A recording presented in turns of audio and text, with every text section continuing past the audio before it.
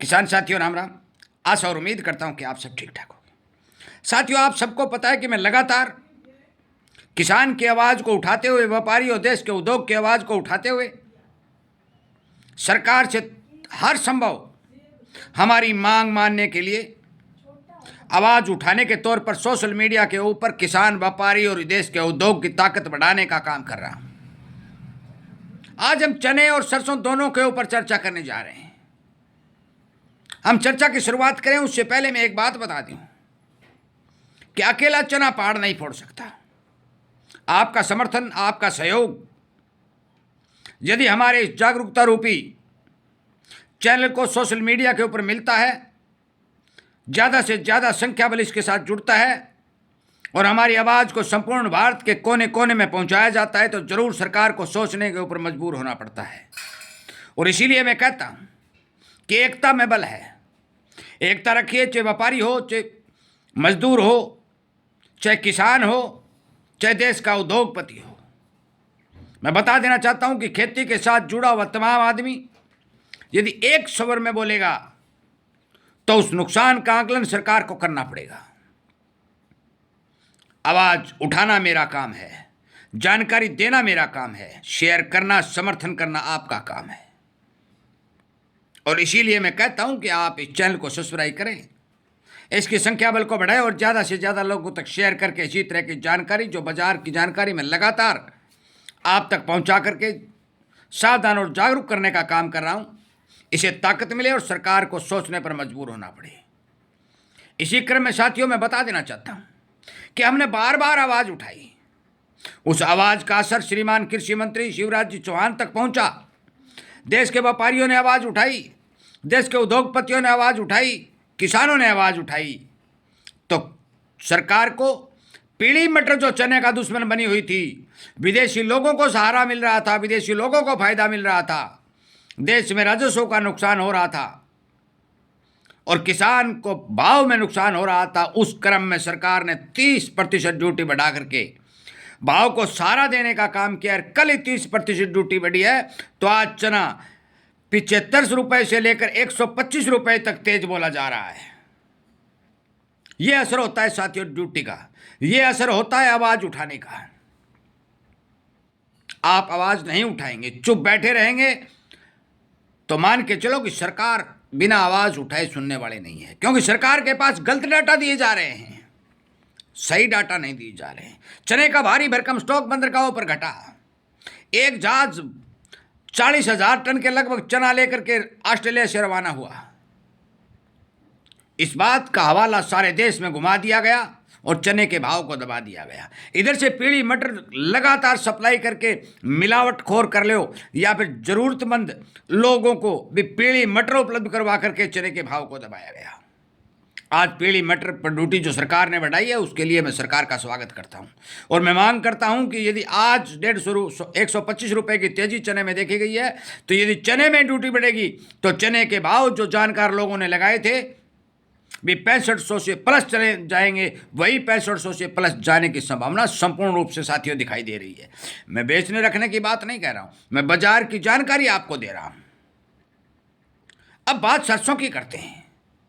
साथियों, सरसों के अंदर संपूर्ण रूप से मंदी का दौर चल रहा है। जो भाव बनने चाहिए थे वो नहीं बने हैं। क्यों नहीं बने हैं? हमने आवाज नहीं उठाई, हमने सरकार को चेताया नहीं। बाहर से सामान मंगवा लिया गया, देश के अंदर तेल की पूर्ति करने की भरपूर कोशिश की। मैं पूरा सिस्टम बताने जा रहा हूं, गौर करके सुनिए, वीडियो थोड़ा लंबा हो सकता है। साथियों, एक बात स्पष्ट तौर पर मैं बता दूं कि सोयाबीन का मैं अलग से वीडियो अपलोड करूंगा जो आज खबर निकल के आई है, परंतु बात सरसों की करते हैं।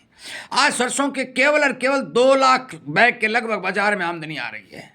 आप थोड़ा हिसाब लगाइए, आपको पता चल जाएगा कि सरसों के फंडामेंटल कितने मजबूत हैं और इसी के चलते तेजी की बात कही जा रही है। देश की भारी भरकम डिमांड देश के अंदर है। सरसों खड़ी भी 2650 रुपए तक के भाव चीन की मांग के तहत बने और अब थोड़ी मांग ढीली होने के कारण 10-20 रुपए मंदी बोली जा रही है, परंतु सरसों खली की डिमांड में कोई फर्क नहीं आया है। 2 लाख बैग यदि प्रतिदिन आते हैं, साथियों मैं बता देना चाहता हूं कि 4 महीने का समय है। 120 दिन बन जाते हैं, और 120 दिन को यदि 2 से गुणा करें तो 240 लाख बैग की जरूरत होती है। अब हिसाब लगाइए, 240 लाख बैग का मतलब होता है 2,40,00,000 बैग, और यदि टन में कन्वर्ट करें तो इसमें बनता है 12 लाख टन माल। अब आमदन जो देश में थी वो लगभग 80 और 85 लाख टन थी। 60 और 65 लाख टन सामान पहले ही पिढ़ाई हो चुका था। जो आकलन बाजार का आया वो 25, 30, 32 लाख टन भारत के अंदर सरसों मौजूद बताई गई, उसे भी 1 महीना निकल चुका है। 1 महीने में भी सरसों की पिढ़ाई हुई। मैं बता दूं कि आमदनियां लगातार कमजोर बनी हुई हैं, बिकवाल सरसों में गायब है, परंतु फिर भी भाव को आज कोई 40-45 रुपए का सहारा मिलता हुआ दिखाई दिया है। कल कोटा 150 रुपए तोड़ दिया गया था। ये क्यों तोड़ दिया गया था? साथियों, आप कहीं भी भरतपुर के जाकर कच्ची घानी से बात करिए, किसी भी सलोनिक प्लांट में जाकर बात करिए, कहीं भी बेसी स्टॉक नजर नहीं आ रहा है।